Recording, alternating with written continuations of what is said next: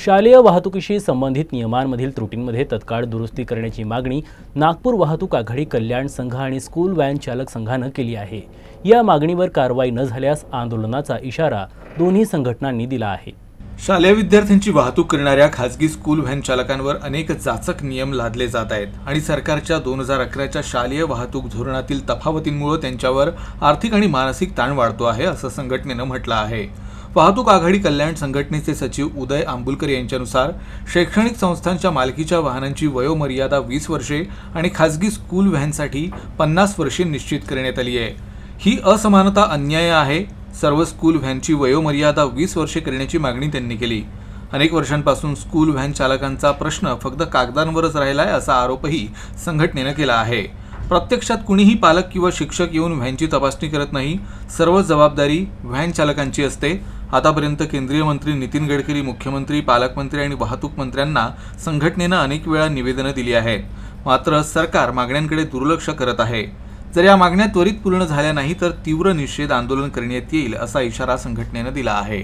जर नियम कडक होत राहिले तर पुढे नवीन तरुण जो आहे, जो बेरोजगार आहे, तो या व्यवसायाकडे येणार नाही आणि इथे पुढे भांडवलशाही सुरू होणार आहे। प्रत्येक शाळेमध्ये म्हणजे शैक्षणिक विभागाने अट घालून दिलेली होती आणि शासनाने सुद्धा सांगितलेलं आहे की प्रत्यक्षात परिवहन समिती पाहिजे।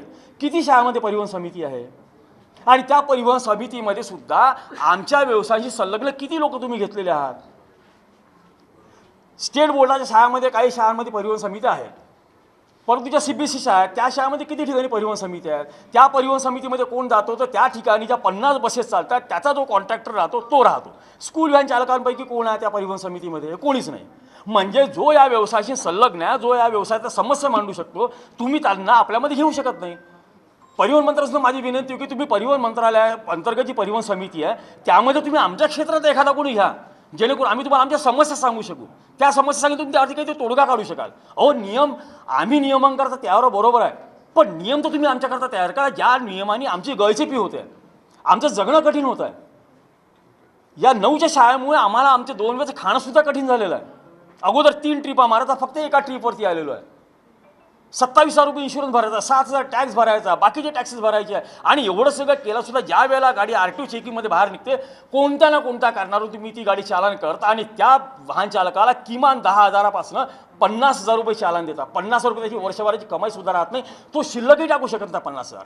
म्हणजे याचा अर्थ काय? तुम्हाला स्कूल वाहन व्यवसायच बंद करायचा आहे का?